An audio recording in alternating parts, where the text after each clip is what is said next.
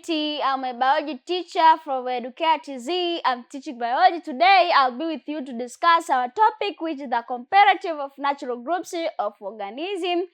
And here we are going to discuss the kingdom Animalia. I'm Madam Joyce. So my student, I'll take you through this kingdom Animalia, and here mainly we are going to discuss the phylum which is called the Platyhelminthes. My student, on the last session we were looking on the different classes which are found within this phylum Platyhelminthes, and where we have taken a look on the classy Trematoda, and also we have seen the classy Cestoda. So in our today's session also we are proceeding looking on the classy Trematoda. Mainly here we are going to discuss on the adaptation of the liver fluke to its mode of life, because the structure of this liver fluke we have already covered it on the last session.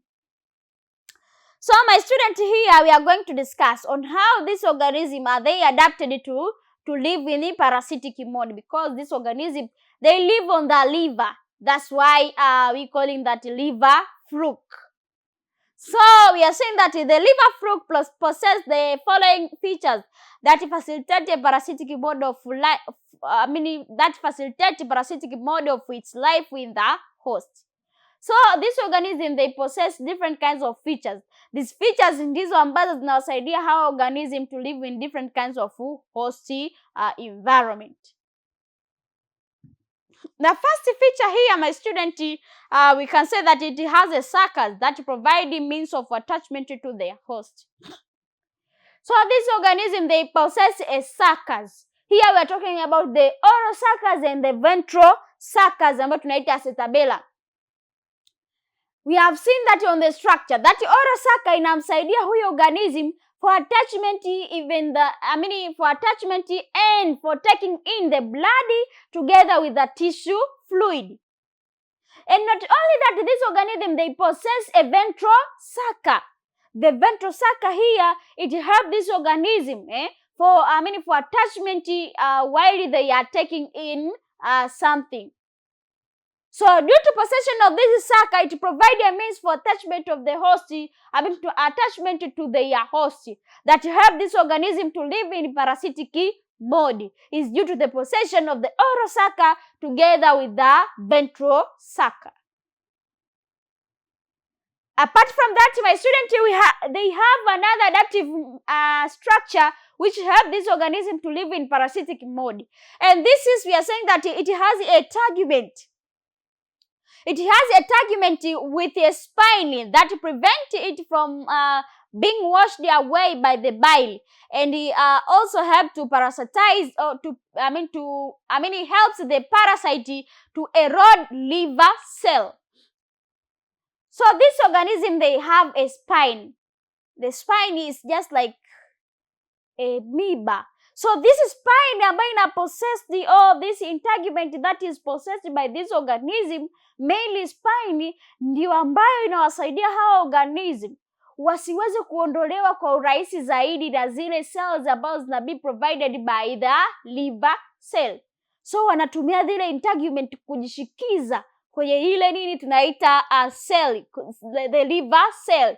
So ina prevent for them for being washed away, zisiondolewe kwa urahisi zaidi na ile bile. Lakini tunaweza tukasema kwamba due to the presence of this integument to the spine, inawasaidia the parasite to erode, help the parasite to erode the liver cell. Inawasaidia kuharibu sasa, kuharibu ile liver cell ambayo ina be possessed by the host. So that is how they that integument helps it to live in parasitic mode. Also, my student, we have another thing here, that is the tough tegument and secretory from the glands prevent the worm from the effects of the host toxin.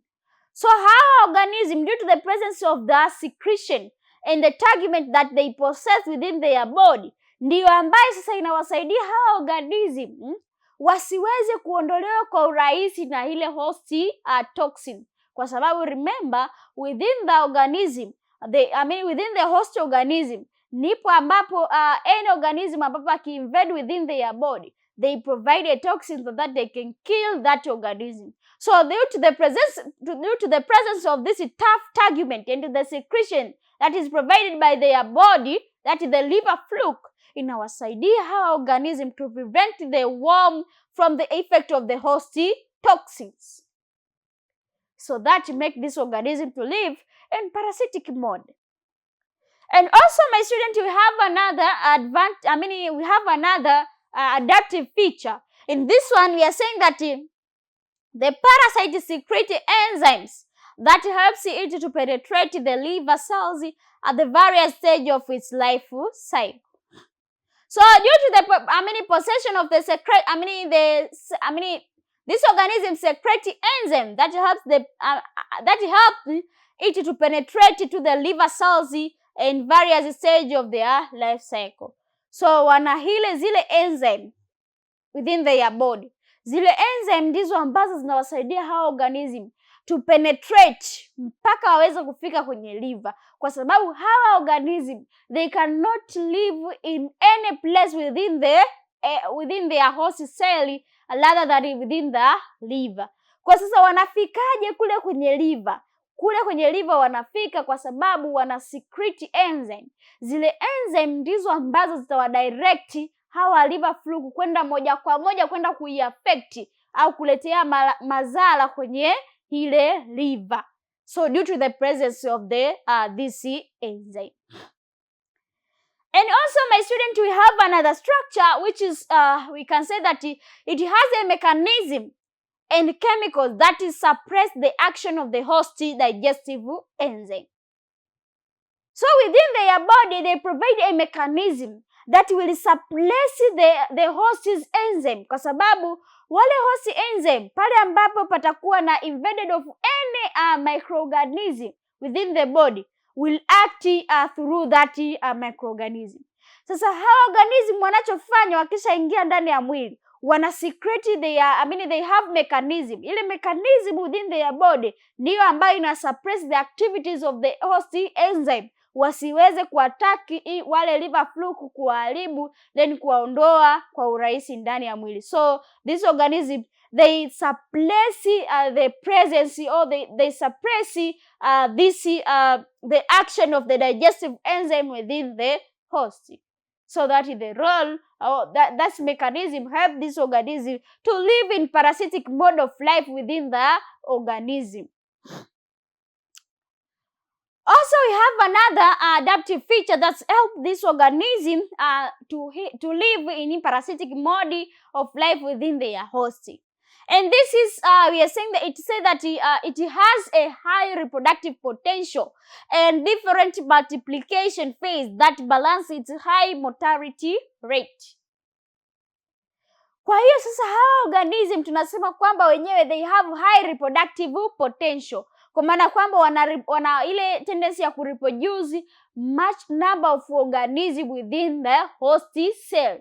So a production of higher number of organisms within the host cell make them to colonize within the host cell very effectively, to ensure their parasitic mode of life will continue to survive within the host cell. So here we can say that in different multiplication phase that balance its high mortality rate. So they have also different kinds of multiplication phase, ndiyo ambayo ina balance the high mortality rate. Kwa hawezi wakafa wote.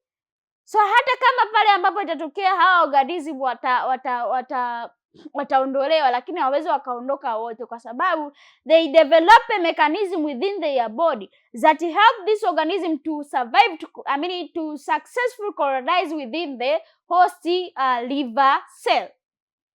So this organism, due to that, help this organism to colonize very efficient. So we can say that they have two hosts, namely primary host ambapo tunaita example from the sheep and the human. And the secondary host, here we have the freshwater snails and the Limnaea species. So hizo specific host ambazo this organism they can occupy. So they have primary host and the secondary host. And also we can say that they have a several larval stage. Here we are calling it a meracidium, sporocyte, radia, cesaria, sicaria, and this metascaria, which increase the chance of survival and more perpetuation. So due to the possession of these different kinds of larval stage within the body of the organism, ndio ambayo inawasaidia for the perpetuation of their generation within the liver cell. So these organisms, they can occupy different kinds of organism, or their host cell is due to the possession of different kinds of larval stage within their host, that is the primary host together with the secondary host.